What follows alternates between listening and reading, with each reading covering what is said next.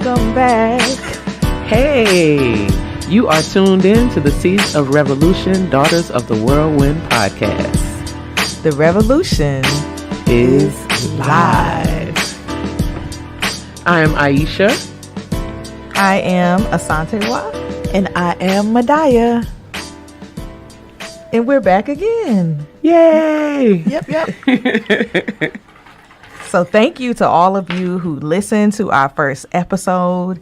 We got so much great feedback. So much. And we were so happy to honor our mother in that way on her B-Day. Yes. Her B-Day.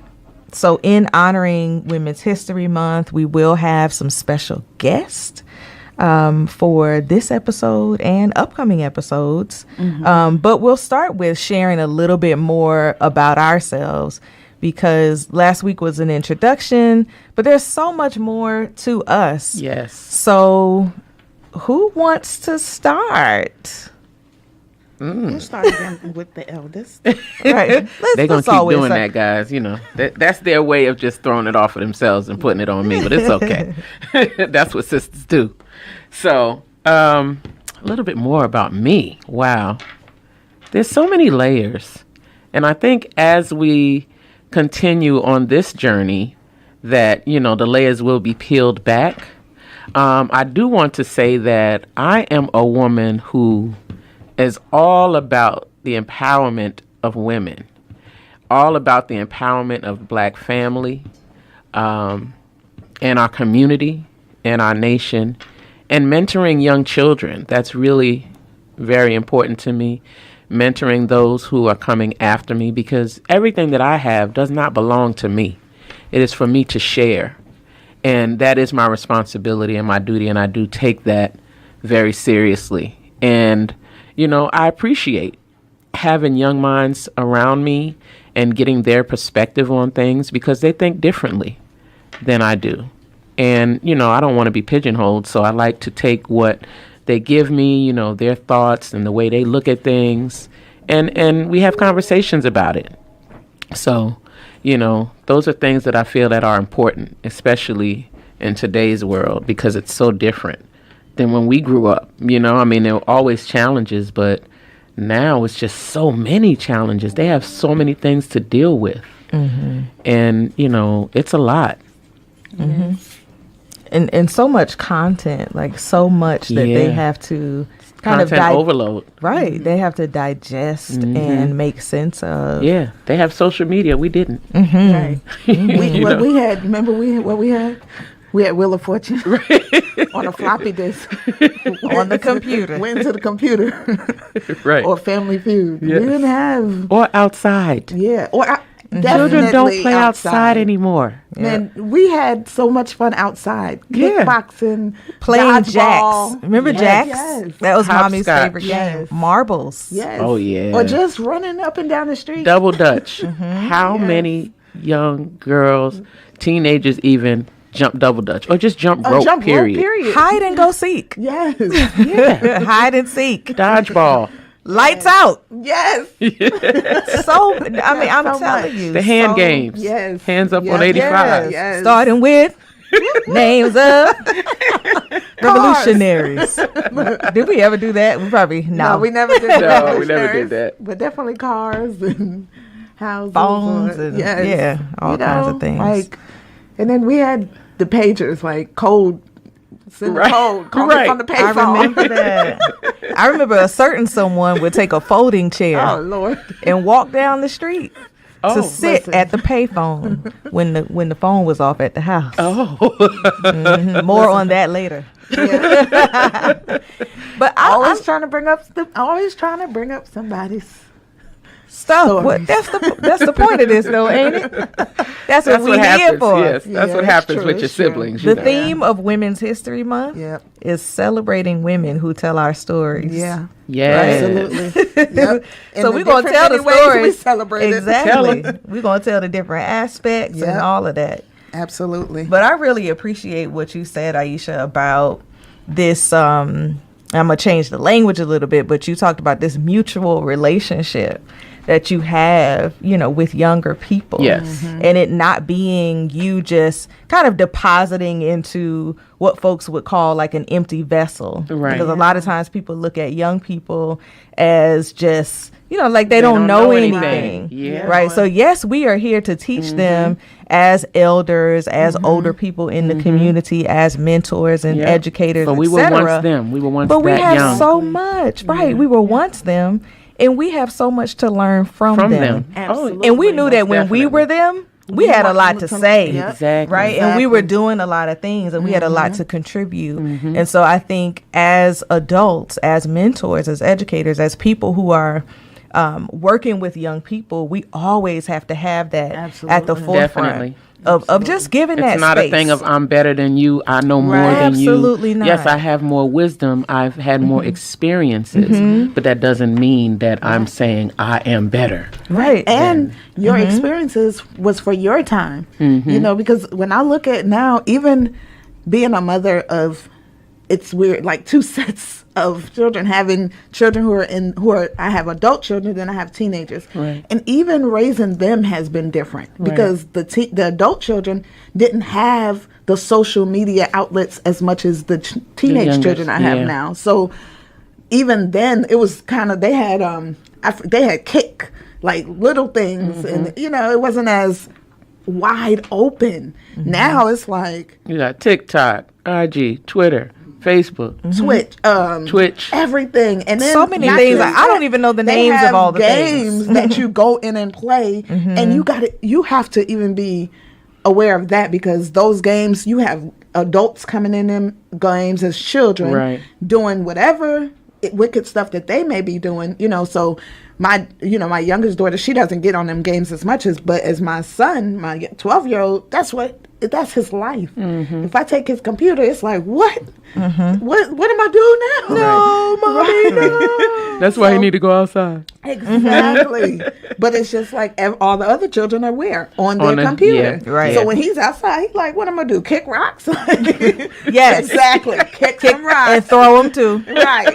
Do something. But it's like, it's and part of it, you know, not to put it all on the children, us as adults have become complacent and allowing it, because then we don't have to do so much work either. It's like teaching them or distracting them or keeping them busy, so to speak. Exactly. While you stay busy. Because parenting ain't easy. It's not. And, you know, we need a break, but we got to understand our break cannot be to the detriment of our children. Right. Absolutely. You know? And that's a lesson that some of us learn as we go through it. You know, a lot of people are like, oh, do this with the children.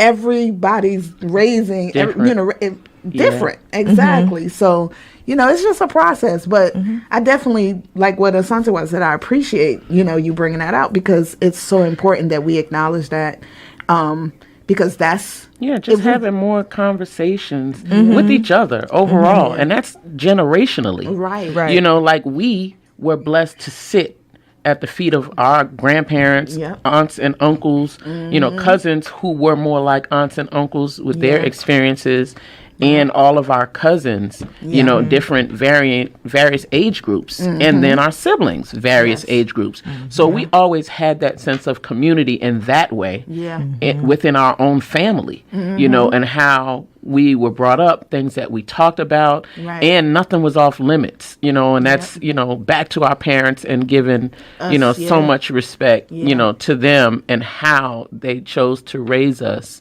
you know, and allowing us to be part of what some people might consider adult conversations. But when it affected the family, we were all a part of that. Right. It's a family conversation. Yes. Exactly. Yeah. So I appreciate that.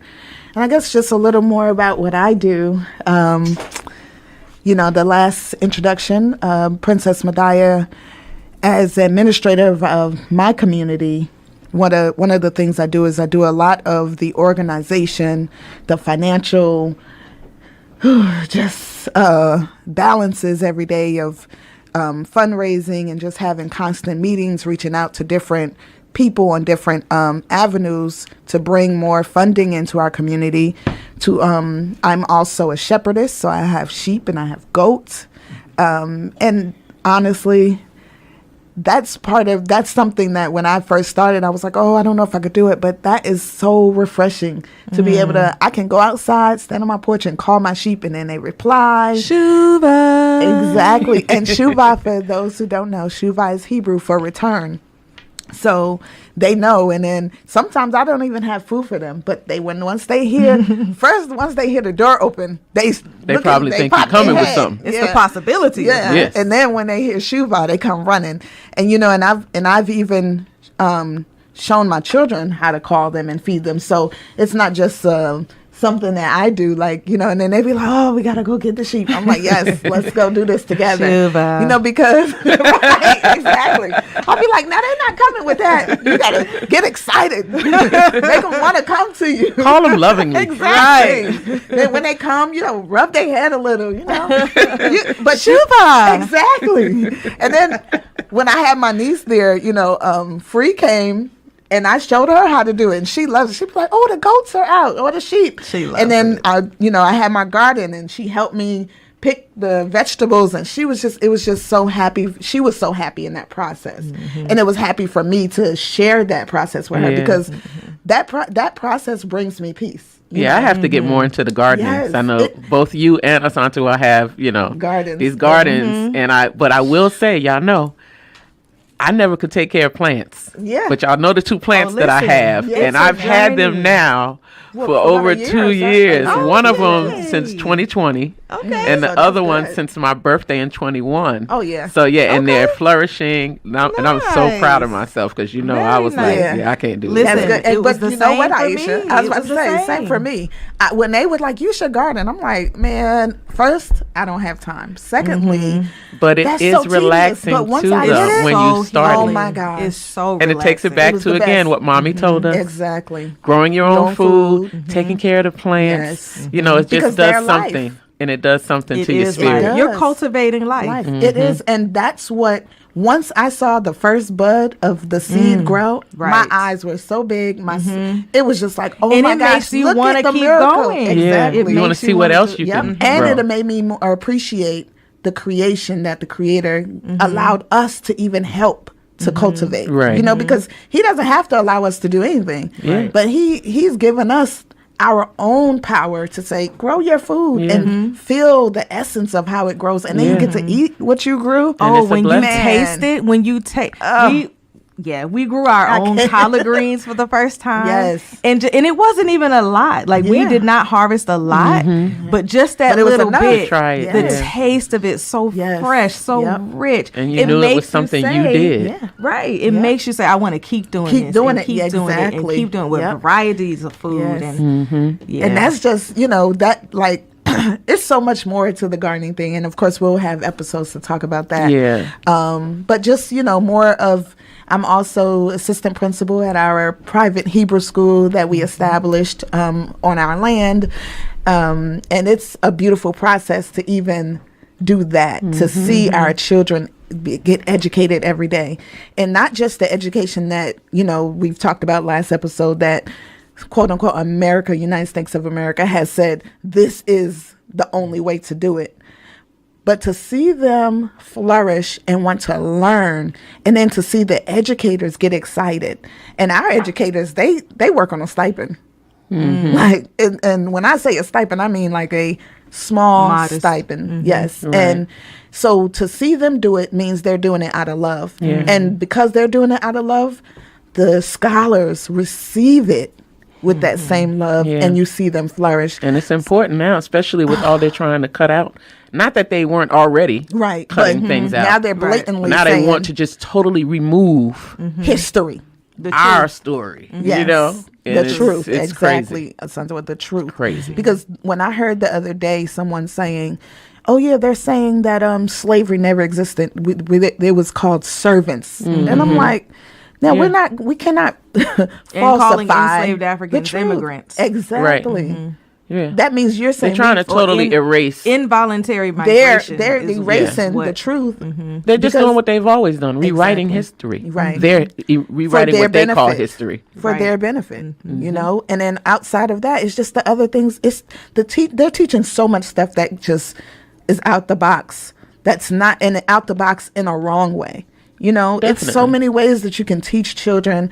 And then some things are to be left to be taught at home. But now it's like they're trying to make school be, oh, no, we got to allow, you know, and then giving teachers more responsibility over a child. You're not the parent. You know, and that is even. But it's always been like that, because think about the amount of time we're in school. Right. We're in school more than we're at home. That's true. So when you're in school more than you're at home, you're already having to, you know, take the child. You're going to have to talk to them and find out what they're learning and how they're processing these things, because they're around these people more than they're at home. So when they come home, then they're dealing with the other students, what they think of things. You know, they might be teaching one subject and somebody's talking to them about it. It's just a whole, it's a whole thing, It's which like is why it's always been important for us to teach our children, you know, ourselves, how our parents did. What did we have to do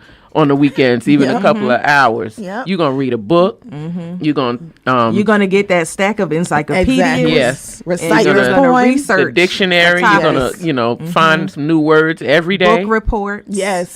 Film reports. If you're going to watch oral that film, report. you need to write one page and tell me what you learned. Watching what they watch, which they consume. Because like we talked about with social media, they're consuming everything. There's so much that's going on in their head that we weren't even exposed to. And you know what's even crazier? You can put blocks on their stuff. Oh, and they figure out how they know how to get around. Yeah. I said, now how know did how to you get figure around that it? out? Yeah. But they're going to do what they want to. Exactly. Because which is why it's important, like going back to what you said before, like really having our hands on them. Yes. Right. You know, and even what you said, Aisha, around just the amount of hours. Yeah. Because if we add after school to that, like there are children who are in the hands of people that are not their parents or caregivers for 16 hours hours a day. Yeah. Especially if their parents are hardworking and have to work, you know, especially when you look at single working parents outside of the home, working you multiple know? jobs. Yes, to take care of, and you know, and we leave our hands in these educators' hands because our children, thank you, in the educators' hands, because we have a trust that we, you know, we feel like, okay, they're in a good hand, they're in great hands. It's either that, and or then when sometimes they're we're old just enough, hoping for the best. Yes, when they're old enough, then they become what technically they call a latchkey child at home. Right. And I remember going home and remember what mommy told us. You can only watch certain shows. Yep. Oh yeah. And it is Don't not turn when the TV you on. until after your homework. Educational. Your homework was done. The kitchen was clean. Your room, the bathroom. Like it was a list of things that had to be done prior to having that social time, and it was, like you said, very limited. Oh yeah. I mean, Fat Albert, Charlie Brown, Flintstones, and the Jackson 5 when that came on. Yes, and then when the Cosby, it was a Cosby Show, and Fresh Prince. and A it Different was World. after everything was done, and if it wasn't done, you just wasn't watching it because we didn't have On DVR Saturday and all morning, that. she would let us get up to watch Schoolhouse Rock. Yes. Yep. That's why I know all of the songs. Yes. But that was Conjunction, it. We was But not for the most part, anything that we watched had to be educational, and we had to see ourselves reflected in it. Yes. Definitely. She would say all the time, like, no, there's some black people in that Sometimes show. she would let us watch Roadrunner and Coyote. Yeah. And at first I didn't, but it was a teaching. I'm too young for It that. was I don't remember teaching too. Yeah. The way he would, how Roadrunner always outsmarted the Yes. guys. Yep. Because and that was the way Mommy taught us too. Yeah. She was like, oh, y'all want to have a little fun? Okay. But she'd already watched it or investigated it to say, right, okay, yeah, y'all can watch this because y'all gonna learn something even if you don't know it, but you are. And like you said, now when you reflect, you be like, that was really But a lot of those cartoons and those shows were racist. When I think about Daffy and Donald Duck. Come on, the Daffy black one was black and silly. Donald Duck was white, buttoned up, bow tie. Yes. You know, like business class. Right. Daffy, just black feathers, looking like he just woke up. Like, what? How they speaking the like image? The image is like what a black they did. minstrel character. Exactly. And so the images is what Mommy, made sure. Well, not just Mommy, our parents made sure that we identified with, as Asante mentioned too, because those images could be just as damaging as the words. Yeah. Oh, absolutely.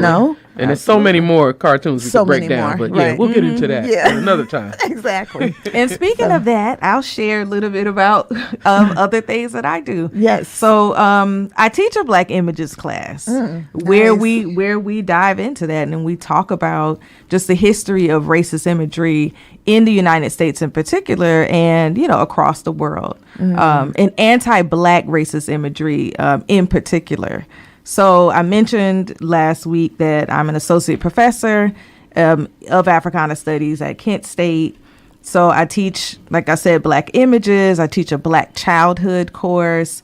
And I also teach our Black Experience courses, which pretty much chronicle the history, the culture, and the lived experiences of Black people on the continent and all throughout the diaspora. From the beginnings of time to our contemporary moment.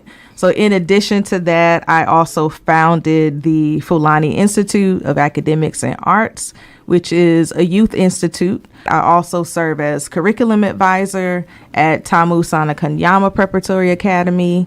And hopefully in a future episode, we'll be hearing from the founder and director of that African-centered school. It's a high school, and also Mama Tamu Kanyama, who the school is named after. Yes. In addition to teaching at the college university level, I am very passionate about engaging young people as well. As you'll hear, there's a through line here, right? We're all passionate about, working with younger generations and passing on the torch, and ushering in, for me, I take great pride in ushering in new generations of scholars. Absolutely. Right. Of thinkers, of whole and full critical human beings. Yes. Absolutely. Critical thinking is paramount. We got to critically think for survival. Absolutely. Not just to matriculate through educational institutions, but to matriculate through life. In addition to that, I'll add that my husband and I are co-CEOs of Ashanti Gold, which offers prepared vegan meals and also premium beverages. One of those being our sorrel that I believe everybody in this room has tasted. I got to get a review from one of the people that I brought it to the last time we were here. So you can find that at Ashanti Gold, ISHANTEEGOLD. At Instagram, you can follow us, you can DM us and get our menus, our schedule for how you can order. And then my personal IG is Acts of Liberation, ACTSOFLIBERATION, Acts of Liberation. And then you can also follow Seeds of Revolution, SEEDZOFREVOLUTION.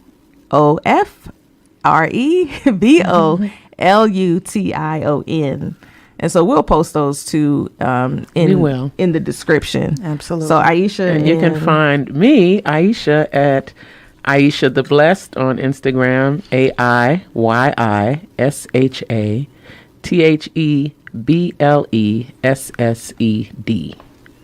All right, and you can find me on Instagram. This is Madaya at Madaya, MDAIYAH_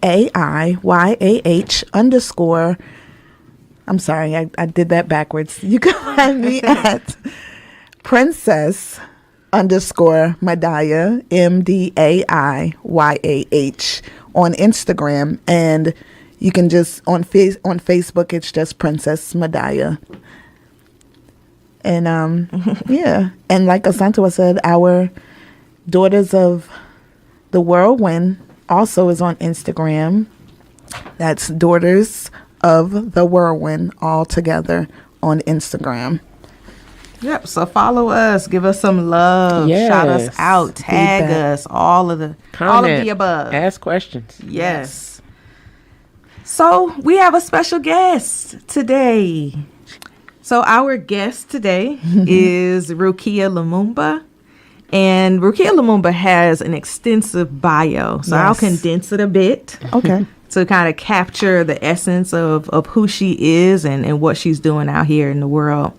So Rukia Lumumba is a transformative justice strategist and human rights activist. She was named New Activist by Essence Magazine and an Emerging Leader by the Congressional Black Caucus. She is the daughter of community justice icon, the late Mayor Chokwe Lumumba and Nubia Lumumba. Rukia continues the Lumumba family's rich history of advancing issues and initiatives that elevate the legal, economical, health, and educational rights of individuals, families, and communities. She is the executive director of the People's Advocacy Institute. She's the co-coordinator of the Electoral Justice Project and also campaign co-coordinator of the successful committee to elect her brother, Chokwe Antar Lumumba, for mayor of Jackson, Mississippi. She's worked in transformative justice for more than 18 years. And she has worked within and outside the system to foster justice for all, especially as it relates to criminal justice disparities for people of color. And so as you can hear, Rukia is carrying on these traditions, even some of what we talked about in our first episode. And so we are very excited to welcome Rukia Lumumba. Whoop, whoop. Yay. Whoop, whoop. Hey, sis. Join. I appreciate y'all. It's always good to be on with my sisters. Yes. So good. So good.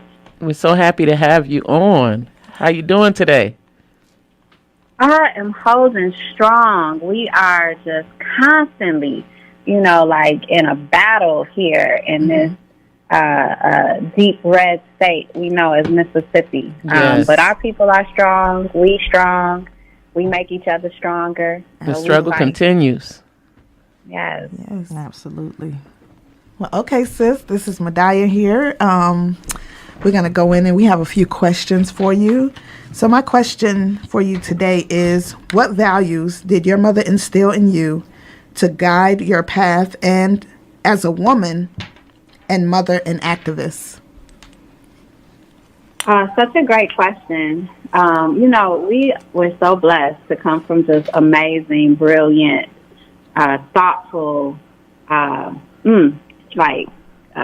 visionary women, right? Like, Fulani Suni Ali, y'all's mom, who I love, is another mother to me. To my mother, Nubia Alake Lumumba, who really, honestly, y'all, she instilled with me a lot of things. But some of the things that stick with me the most is her deep commitment to community in a way that was regular, but deep, right? Like, when I say regular, meaning my mother didn't come into the movement having understood, the cause or the need for Black liberation. She came into the movement after meeting my father and realizing and always knowing that Black people deserve better, but not really understanding, like, what that looks like. Right. How much better can we have? Where could we go? And so her deep just roots in community. I mean, growing up in Southeast D.C., where they still had an outhouse at their house growing up, right? She was a real just community grassroots woman who was fly, right? Yes, she was. She enjoyed the beauty of life, right? Beautiful. She enjoyed looking good. Yes. She enjoyed having nice things.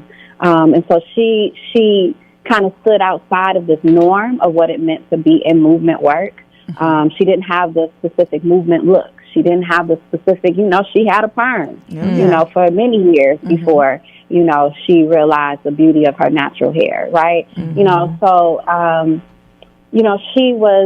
instilled in me that it's okay to not distance ourselves from everyday Black folks from ourselves, right? Because we are everyday Black folks as well. Yes. And we have to embrace each other in all the ways that we exist.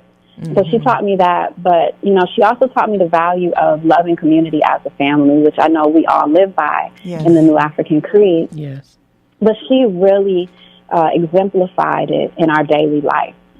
She created a network around us to the point where when she passed early in her life, we didn't feel alone. Right. Because she had created so many other relationships with women and babas, with mamas and babas, that we felt like we were still taken care of. We still had love. We still had people looking out for us, whether it was our neighbors or her coworkers. You know, she was a flight attendant. You know, we still have flight attendants offering us buddy passes. Like, we're going to put y'all on our buddy pass list. You know, we were surrounded by love because she lived love and she loved community. So that's the biggest value I take from her. And then the last one I'll mention right now is the value of family, of creating space for children to be children, for love to exist in Black relationships, for us to see healthy, whole relationships. She was committed to that. Yes. She demanded it. So she ensured that in our household that we had time to just spend as a family, right? Going to do dinner or doing silly games, playing board games, or running around, you know, telling scary stories and dressing up on different days to just have fun. Like, she, you know, did that. She engaged us. She engaged my father, who y'all know is this, you know, cold revolutionary brother who's always serious. In this household, he was a daddy and he was silly. He was a husband. And he, you know, we saw them hug and kiss and love upon each other all the time. And you know, that helped us learn what it meant to be in family and be committed to family. Yes. Thank you so much, Rukia, for that answer. And that was powerful because it also reflected, it made me remember how our parents family, were. You know, it's like we all grew up together. You know, our households were different dynamics, but when what you just described exactly how, you know, our parents were. Like, they showed us that they loved each other. Yeah. And once we got in that house, we had family time, you know, just like you said, what the people see on the outside is the seriousness, but, you know, we get to see the human side of them in a different way. So that your reply and your description of Mama Nubia was beautiful, and we thank her for instilling those values in you and Antar, and we're just blessed. Yeah, and her always being that loving mother and auntie that she was, like, just always. I loved spending time with her anytime that I was around her. Yes. And it speaks to the power. Yeah, the power of women, right, and the power of the mama to transform. I love what you said about, we see, you know, Baba Chokwe was one way, but in the house, you know, Mama Nubia was like, this what we doing. This is what's going on in here. Right. Yeah. So I want to ask you, Rukia, just in alignment with that question, you do so much, right? We read your bio earlier, so the people heard a little bit about and I say a little bit about what you're doing, because I couldn't read the whole bio, and I know the bio doesn't cover all that you do, right? So in the transformative justice work that you do, I'm curious to know how you are kind of retelling the stories of Black people. Like, if we think about the theme of Women's History Month this year, it's celebrating women who tell our stories. And so I'm interested in hearing how you are both telling our story through the work that you're doing and also retelling it, right? Because we know that there's some revisionist history happening. We know that Jim Crow is back on the table, or in some places it never left the table. Right. So how is the work that you're doing telling our stories and also retelling our stories? You know, y'all ask such good questions. Most of y'all so dang on smart. You get it from your mama. Just like you. Yes. But, you know, the reality is, you know, I've been inspired for a few years by the humanity that we've been able to see in some of the slave narrative stories that have come out. So, you know, like, I think back to even Birth of a Nation, the remake of that, and how they just really used that story of Nat Turner to humanize, like, to show the human side of what it was to be on the plantation, right? Like, what it was to be, like, in love on the plantation, what it was to, like, really desire something better for your family because you actually were human and had feelings and emotions. And we often used to not see that, right, in ways that we could really feel it. and a number of other, movies, I feel like that really like hold on to that and help us remember our humanity, and the complicated situation that we're in. And so, I mean, I kind of been inspired, by the ingenue Ellis's, actresses of the world who are like telling these stories through their art. And then just listening to her passion. She's a Mississippi girl, and telling her story through her passion of art, but then also when she's not in front of the screen, telling her stories outside of that too, stories about what's happening right now today. And it's kind of like listening to her, listening to others, how it kind of like pushed me into beginning to remember, like, we got to talk more about our humanity. So when I'm talking about transformative justice, when I'm talking about our rights and responsibilities to create systems of accountability, of public safety that actually keep us safe and well, I really talk about it from a place of our humanity, our right to dignity, our right to wellness, and helping us to remember that those are the things we care most about. Right. Is we care about what does it mean to take care of each other, to take care of ourselves, to be able to not live consumed with stress and tension because we can't pay our rent, because we can't do the basic things. Because we don't have a good diet, because there ain't no good grocery stores around. Really talking about the humanity of what it is to be a Black person in this world in a beautiful way too, right? Not just the struggles, but also what makes us beautiful and what we want to see more of. And so using more of a visionary approach, like what are our solutions? Like, we talking about the problems. Now, what are the solutions, though? And spending most of the time talking about the solutions.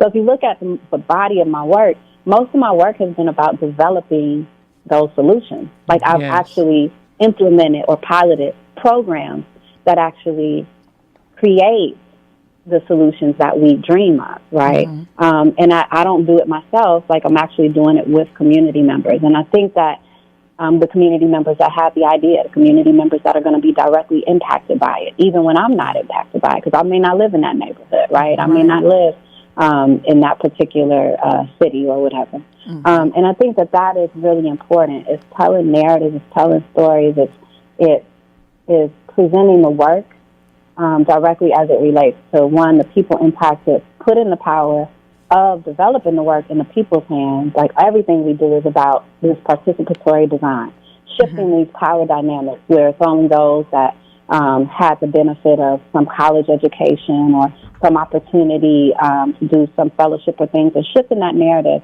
and saying that we all have the brain power and the desire. We just need the opportunity to design the solutions.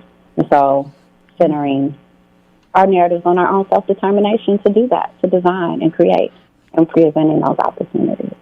Yes. I love powerful. That. Yes, Rukia. So powerful. So, we've talked a lot about what you do, and you do so much, but I know that the most important job that you have is being a mother. So my question to you is, as the mother of a son, what are the conversations that you have with him regarding the killing of Black men, women, boys, and girls by police and others?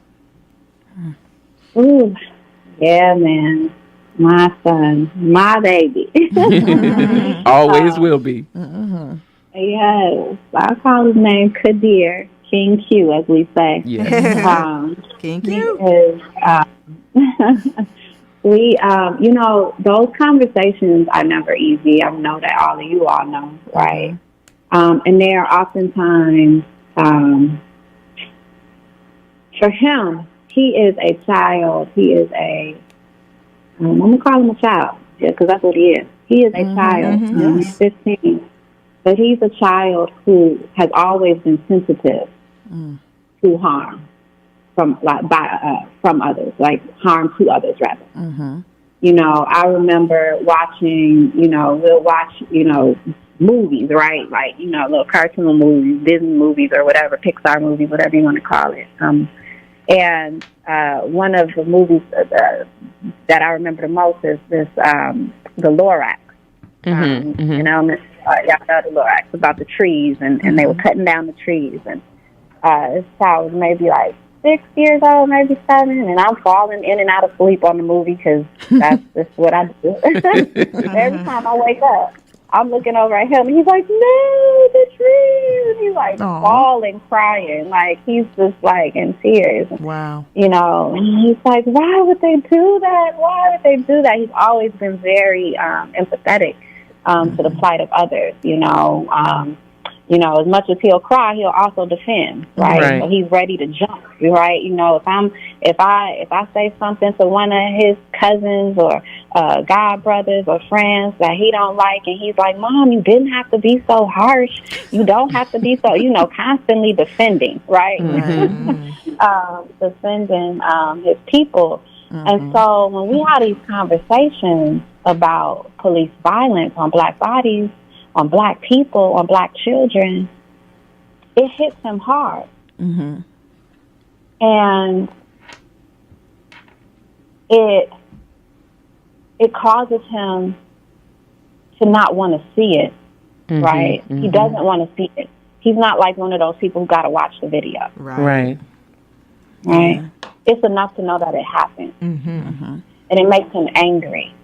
Yeah. And it makes him sad. And so I have the conversation similar to how I have the conversations with our community family, right? Right. Around solutions, around violence and solutions, whether it's police violence or interpersonal violence. Similar to how I have those conversations. We're not going to focus just on the issue. Because if we sit there too long, all we will feel is the pain. Yes. But if we move a little bit farther into the solutions and engage in that dream and that visioning process, then we get to feel what we want to see happen. Because it starts sometimes by just feeling what it means to be safe. What does it feel like? What does it feel like in your body, in your mind? And then let's think about how we realize that in public. And so then we think about it and we talk about, all right, well, when I'm walking down the street, if I'm in Jackson, it's good because I feel a little safer because I know most of the police know us, look like us or whatever, but it's still some level of fear there, right? And rightfully so, because police, whether they Black or white, whether they in Jackson or New York, they still killing folks, right? That's a reality. And they killing Black people, and that's a reality. And but just understanding how that feeling feels in different places. In New York, because he lives between New York, he lives between Brooklyn and Jackson. And so, when he's walking down the street in Brooklyn, his concern is predominantly around the police, as opposed to in Jackson, his concern is more about, did I leave my car open? Somebody going, you know what I'm saying? Like, did I lock the car? Is mom going to get mad because somebody might get something out the car or something? Might get hungry and see something in the car and grab it. Like, it's more of a safety precaution around property value, around just looking around, making sure nobody run up on you to, grab something. But in New York, it's a fear about police, right? Yeah. Where am I walking? How am I getting there? When do I need to get back to the house? Right. What's the best route to take? What's the best route to take, right? I don't forgot there was one time him and his friend, his godbrother rather, were jumping on the train to get to school. And his godbrother forgot his Metro card. And they had to make a tough decision at that moment. Do we jump the turnstile? Does his godbrother jump the turnstile? Or do they go back to the house to get the car to then be late for school? Like these ridiculous things that no child, when it shouldn't even be a crime for them to jump the Metro, the turnstile, because they get free passes anyway to go. Right. But kids in Rikers to this day for jumping turnstiles. You know what I'm saying? So, I know I was long-winded with it. That's okay. No, that's good. But that's powerful information. And it's necessary. Yeah. Like this idea of, first of all, Rukia, you calling us smart. First of all, I could talk to you. We could talk to you all day. And hopefully we'll have an opportunity to do that. We need to do a symposium or something of the sort. But I just want to quickly speak to this notion of human. It's so powerful because we often forget that we are human beings, because often we're either on one end of the spectrum or the other. So one end as in struggle. We're struggling so much we don't even feel. Right, we're not able to think clearly. We talked earlier about being overloaded by information, and definitely information and imagery of our demise, right, of violence being enacted upon us. And so on the other end is this idea that we're resilient and we can just continue to keep taking shit, you know, and that we're magical and all of these things, you know, and that's true, but we're also human. We're in between. We're somewhere in between those things. We need and a space above of those peace. things. Right. We need a space beyond those two very extremes, right, of existence. So thank you for bringing that up, Rukia. And I know that you have a lot going on. So we're going to end off with what we call the Power 5. And we're going to ask you 5 rapid fire questions. And so whatever comes first to your mind is what you can respond with. Yes. So the first question is, when I say revolution, you say? Now. When I say whirlwind, you say? Oh, you got me, the storm. But the first thing that came to my mind is your mother and father. I see. What book should everyone read? Oh, man. Y'all are killing me right now because I got books in my head. First one. So many. I don't know. I can't. I feel like I'm under too quickly. Okay. I think folks should definitely read. I'm just gonna throw out my favorite right now because y'all are asking me this. But I think Zora Neale Hurston's "Their Eyes Are Watching God" because I think it is a really clear description of, for me, what Black womanism is, and like really holding on to that. And we don't often think of it when we think of that book. Okay, so next one sorry, is. y'all. No, it's okay. It's good. Who is your favorite revolutionary? Man.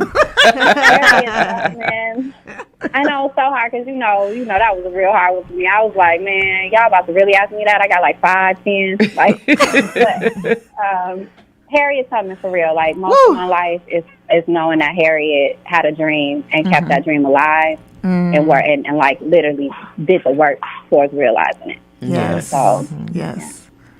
And finally, your prayer. What is your prayer for the next generation?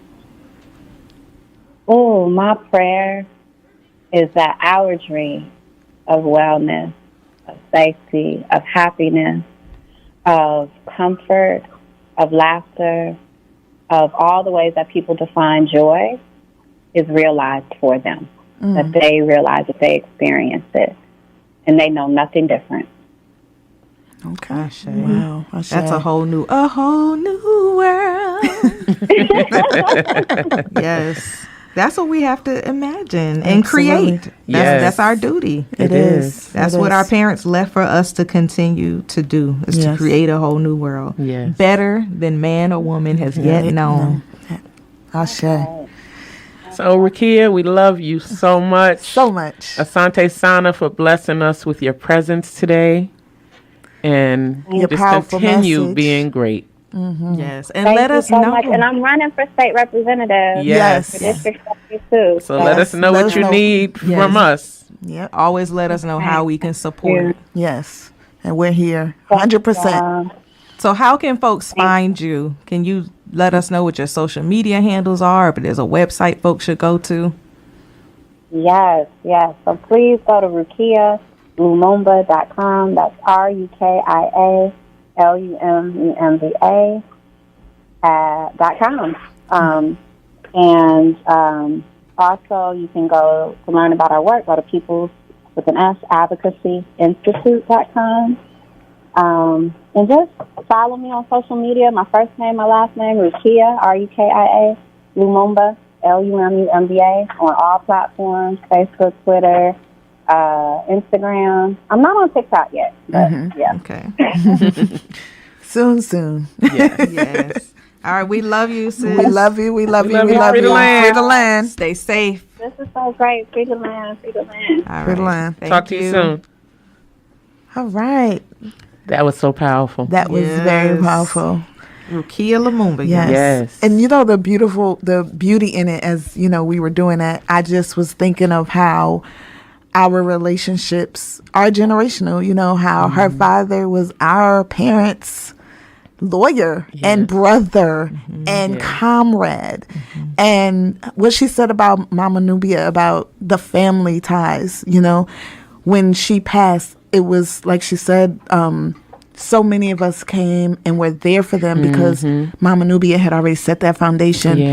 And because of how our parents were together, they raised all of us so much together that way. you know, people really be like, y'all are cousins, and we be like, yeah. And they really be trying to figure out, like, well, who's and that, and we be like, we're cousins. And more And she's our importantly, god sister. exactly. And you know, and we've developed those relationships not just on the basis of our parents bringing us together, but we've maintained those relationships from childhood to adulthood. And even our children have now, you know, connected with each other in their own ways. And it's just beautiful. And I'm glad that we were able to sit here and hear everything she had to say. You know, sometimes we surprise ourselves Right. and each other with how much the impact of how we grew up and how it has made us into these powerful women, powerful men. And how it presents Yes. as adults. Exactly. You know. Yeah, how we carry it on, the ways in which we carry it Yes. So, Well, that was very powerful. And I think that, you know, it's a great way to end this segment. yes. You have been listening to the Seeds of Revolution, Daughter of the Whirlwind podcast. Be blessed. Look for me in the world.